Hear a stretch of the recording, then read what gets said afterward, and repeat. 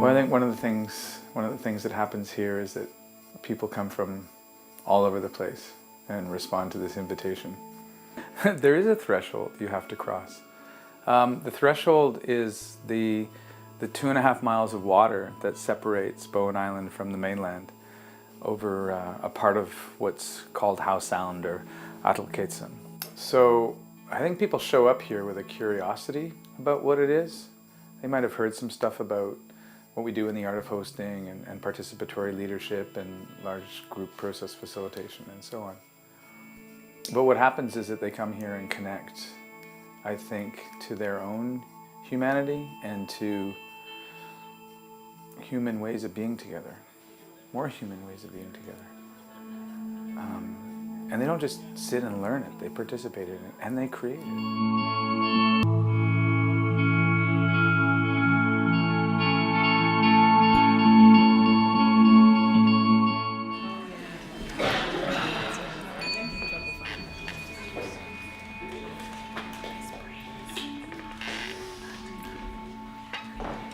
In the art of hosting, we have something called the fourfold path that takes the practice of hosting in the world of complexity and breaks it down into some pieces so that we can support different areas of our practice. And the area of hosting ourselves I'm really passionate about. In some spaces we call it working with our personal leadership. How do we host those really important questions and powerful conversations with ourselves right at the threshold, those tough areas where we don't know what to do, we're feeling afraid, or we're stuck in our own concepts about what's possible and what's not possible. Yeah, so the work that we just did, I think, was really interesting. So we basically went through what we wanted. So we described what it is that we wanted to do and described some of the fears that we have in actually engaging in that kind of leadership work, listing all of that out, and then actually selecting one of the main fears or one of the main limiting beliefs that hold us back from engaging in that kind of work. So the work is a really simple tool that allows us to get unstuck and get off that typical hamster wheel or storytelling that really holds us back on a day-to-day basis.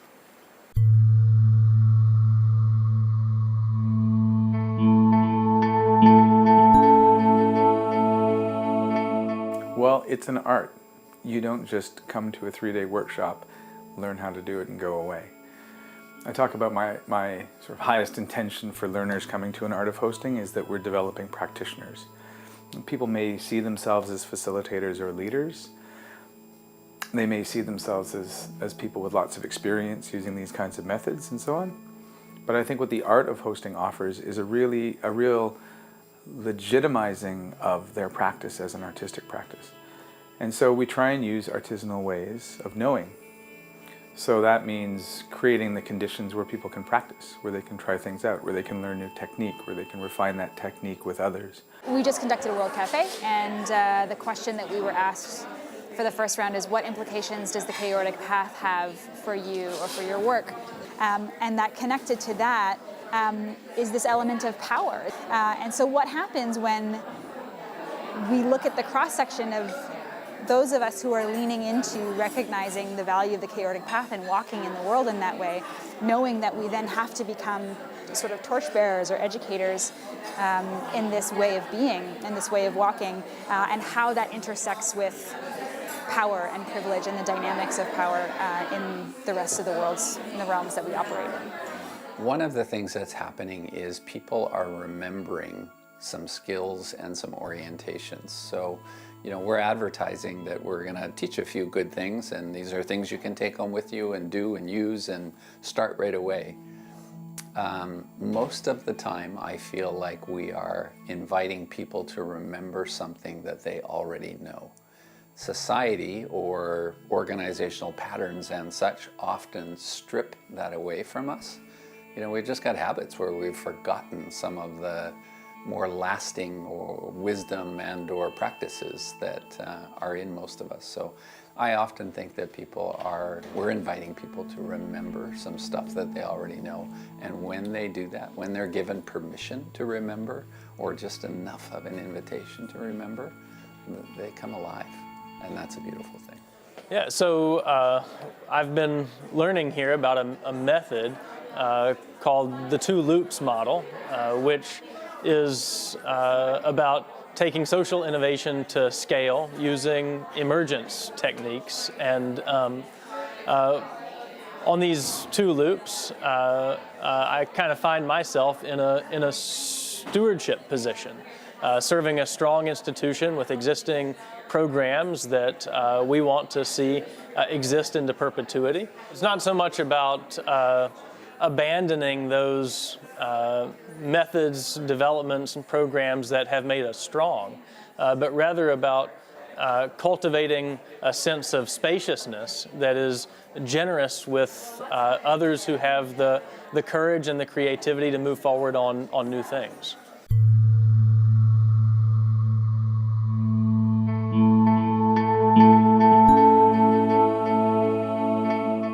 You know, here, this isn't sit and be lectured to for 3 days and take in a bunch of content and leave.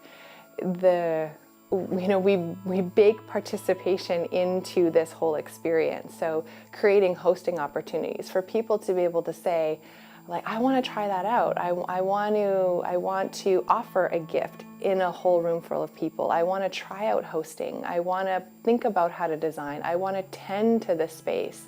So how we host this gathering is participatory unto itself.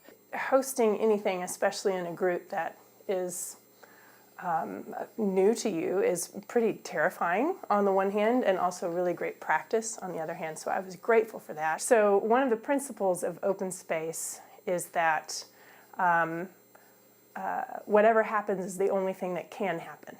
And so I was trying to elaborate on that a little bit in a way that made sense to me and hopefully would invite the room into good conversation. And I ended up saying something like, open space is an opportunity not for what should happen, but rather for what could happen, so that what you need to have happen can happen.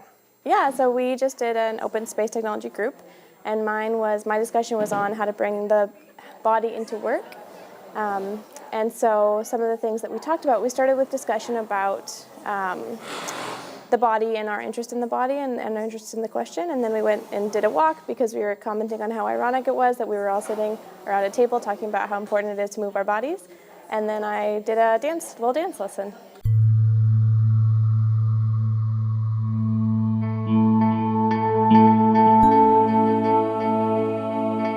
It's good to share what's happening here, and I've heard it many times from people who come to our gatherings that they appreciate the way that we share the opportunity and share the leadership. And there's a lot of skill in the room. There's people in this room that are super smart and have a lot of experience and are in some really important work also. So for them to be able to offer a little bit of what they're good at or what they themselves are learning, that's just good magical stuff there. My experience with Pro Action Cafe was that I was part of the organizing group, which was really fun because I got to see it. And I was curious about it, but then I got to be a host, which meant that I put forward my project, and people came to my table and I explained my issues, and they came back with ideas, and it was fantastic. You know, the ideas that they came back with were not ideas that I would have thought of myself. Though they triggered ideas that I sort of had, but then I moved with their ideas. People come into the art of hosting for so many different reasons, and they leave with sometimes more than they thought they were even looking for. So, you know, some people come in looking for leadership practices, for methods of convening groups, for navigating complex social change issues. And so people leave. It's like no matter what you come in with, you'll probably find something, even if it's a surprise, that you'll leave with. So I've created a decolonizing game called Sinokai and Ladders. It's based on snakes and ladders, but embedded with Squamish ideas. So last night I was able to workshop it with a group here at the Art of Hosting and basically workshop my workshop. And so I felt like it was an excellent group that gave me some good feedback. It seemed like they had fun. They understood the content pretty quickly. And I felt like I was able to have a good hosting experience, but also be hosted by the participants. So yeah, it was a great sort of first public showing of my game. I think if there were one thing that I want people to know, There's something about how skills are being developed in terms of a participative leadership way, but that those skills come from a really deliberately cultivated sense of, I would say, imagination. It's important that people come and learn skills well, but that all comes from a much broader context of community and friendship and colleagueship that's growing here. Well, I think I'm always really moved by the hunger and passion that people show up with at these Art of Hosting events. People are out there working in the world on these big complex problems, whether they're coming from a tech company where they're wanting to figure out how to do things in a more creative way with people, or lots of people that come to these events that are out working on issues like community hunger and systems in the justice in all areas that are really complex to solve. And people are really hungry for an opportunity to learn from us and the experience that we bring, but also from each other. How can we come at these problems in some new ways? They're getting really frustrated out there in their jobs, trying the same things over and over again, and they will arrive here wanting to find some new ways to work on stuff and new ways to work on things together. We create spaces where human beings come together and are shielded from each other's gift. That's what we do. And the antidote to that is what we're exploring, is the complete opposite to that. Because my friend Thomas Arthur a long time ago was so moved and affected by the lack of action on climate that I remember him standing in the middle of a circle, it just like channeling the grief of the moment. And he said, if you have a gift, give it now. And I can't think of a better imperative. I don't know if there's a better time for people to show up in all their gifts. And if we're not creating the conditions where people can bring absolutely everything they've got, then we're shortchanging ourselves, and we're not going to make a dent on any of these major issues, let alone leave a world our kids can live in, to be honest.